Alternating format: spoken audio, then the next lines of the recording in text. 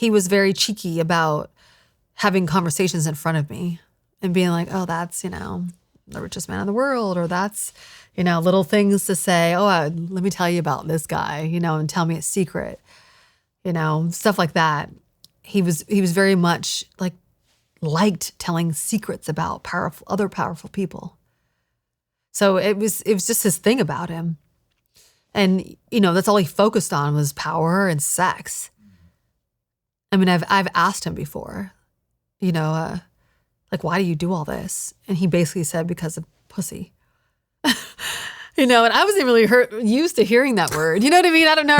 I still remember when he said it, I was like, ew, And and it was just like, that's why? That's all? Yeah, that's basically, I was like, ugh. I just remember being grossed out about him a few times.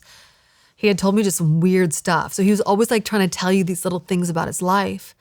Once he told me that I used to do a lot of TV commercials for Turkey. So I used to do Turkish yogurt, and I would fly and I would do these commercials and stuff. And so I was talking to him about this commercial I was doing, and he was like, oh yeah, I just went to Turkey, and you won't believe what happened to me. He has this little grin. He just thinks it's so funny, and he was like, I went to one of those Turkish baths and they set it up for me, naming these big names who set up this really special, sensual, sexual bath for him. And I was like, okay, and he's like, yeah, they put me on a table and all these beautiful, curvy Turkish women came in and they had these big old bushes and they would suds it up. And he said all of them were dancing around me and sudsing me. I remember thinking, are you kidding me right now? We just laughed about it. And I was thinking, this guy is so whacked out of his mind. He's just crazy, And I was like, really? And he just got a tickle, a kick out of it. It was just so funny. He was telling me about it anyway. I was just like, huh? I remember that about him because I've told that story after, Jeffrey told me, such a weirdo, but then that was funny. But then he would say things that now you would know was really dark. He also told me that he went to, I believe it was Russia, but I know it was Eastern European. It could have been Czech or Bratislava. I don't know. I just remember somewhere in there where he went there meeting with somebody really important. And he said he was in a car. They took him to this big truck, and the truck opened up and there were all these Eastern European women that were naked inside. And he said, oh yeah, it was really sexy because you can see, how when you breathe out, the air comes out. He said you could see it from their pussies. And I remember being like, what? He thought it was funny. And I was like, why would there be naked girls in a truck? Naked girls in a truck? Naked young girls in a truck? In one of those I don't know what they call it. What are those big trucks called? Like a box truck or something? Yeah, exactly. That's sad. And cold enough where you could see the heat. Jesus. And yeah, those are things that he would say to me, and I would always be like, what? What is that? Something was so wrong with him. He was such a pervert. He was so perverted, that, and people set this up for him. And he just didn't have any sense of, what are you doing? You ever think about those girls and how they got in that truck? Why are they naked and it's freezing cold out just for you? It's almost like those people knew he would get a kick out of it. So they play around like that with women, Yeah, I do know. And I've heard people talk about it in a way that, again, at that level of wealth, it's let's just say you have a baseline that is fun to you, right? For the average man, let's say, meeting a woman out, at, I don't know, a coffee shop or a bar and getting her phone number and taking her out to dinner, and sure, eventually sleeping with her, whatever the case may be. That's that's a fun time. That's a good experience for both parties, right? Yeah.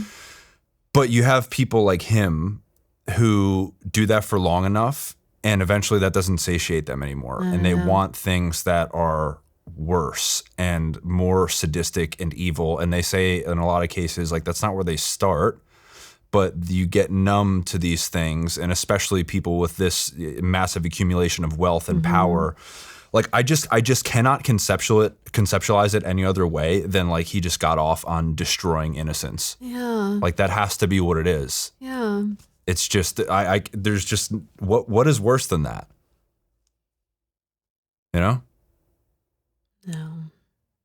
Destroying innocence. It's basically it. That power and that control. I don't think he was ever the type to take women on dates and wine and dine them. I just don't see that. I think he had a dark, perverted, feeling about him before he was wealthy. Because usually wealth brings out the worst in you. There's a lot of people who are super wealthy that don't do things like that and hurt women. They just wouldn't think of doing stuff like that. But he had, the world was his playground. So anything perverse that's out there, and these are two different countries of perversion, of bringing you something that's going to be like what Jeffrey likes. It's almost like when you see the birthday book right now. The birthday book to me is exactly his world. See how everyone is like a little cheeky with the perversion? What they're saying, they knew exactly who Jeffrey Epstein was. That's why it's funny to them. That's what these stories I'm telling you. That's what he found was funny. That's what the birthday book is saying. Oh, little drawings, and it's all like an underlying perversion. And do you think that he kind of let you in, like you mentioned him being on the phone with the richest person in the world, and just letting you in on these little cheeky little moments? Like, I think that, in that 2004 time frame, it's pretty easy to determine who the richest person in the world was. That's not my point. But like, do you think that it was kind of this, I would imagine that's got to be part of the grooming process where you are sort of like, you are letting someone in and sort of like elevating them, and it's at a peer level, and you think like, oh, it's me, like, you know what I mean? It's focused in on you and that sort of thing. Yeah, it was almost like telling you a little secret where it's like, oh yeah, this guy who just called me, he has in his marriage contract that he's allowed to sleep with his ex-girlfriend once a month. Like a little secret. Like, I'm not going to tell anybody that. But he's like, that's a real thing? Oh yeah. That's what he would say. And it was like almost like he just told me something to like feel like you're part of like something special, like things. And yeah, I do have to say any conversation with him was super fascinating. It was. And I'm just that type of person too. I feel like I have a high intelligence where I pick up on those things a little bit. I'm not like a bookworm, but the intelligence of thinking outside the box and other things that are happening, I felt like I was on his level. And I felt like, if this is even possible, that in a way he liked me in a way that I was like that and interested. I actually really do believe he liked being around young women who were intelligent. I don't know where or how bad his sadism goes or how bad he's tricking you just to groom you. Sometimes I think there has to be some part of him that's good because he was actually really helping people. Because you look at someone like P. Diddy, he wasn't helping anybody. He was really a monster, drugging people that didn't even know they were being drugged, and like flat out, the stuff I've heard is just a way different type of perversion and abuse. I actually don't know which is worse. You know what I mean? But it was just a different type of thing, like a Bill Cosby, who's also a serial predator. He was drugging every single woman before he abused them. And I've talked to a lot of those survivors, and they can't even keep it together because they don't even know what happened to them while they were being abused. And I've spoken to Larry Nassar survivors. He was also very much like Epstein, where he abused through digital abuse, which is, hands or tools and things like that. He wasn't also just having sex with everyone. He was also with young girls, just abusing them, in that small room. Like one has a massage, one has, a doctor doing, techniques, things like that. And both were trusted in their communities, and people would say, oh, he's great, we trust him. Well, we don't believe you because he's this like incredible doctor and he's this incredible, powerful person, and sending gifts and grooming the parents. I mean, Jeffrey would send things to my parents' house. My parents didn't live that far from Zorro Ranch in New Mexico. You know, so there were good parts of him. Oh, go to my house and ride horses when he wasn't there. You know, things like that. So he was also doing things. People have to understand he was doing a lot of things that he didn't have to do to kind of make you think that, oh, we're friends. He would always send every girl something. He didn't do it. His people did it. Something for Christmas. You would get a gift from him every Christmas. So you have to understand the grooming goes so far wide and vast and deep, and parents and, you know, people that you work with, everyone is involved. There were a lot of enablers, and there was a lot of grooming that was going on, that it wasn't just you.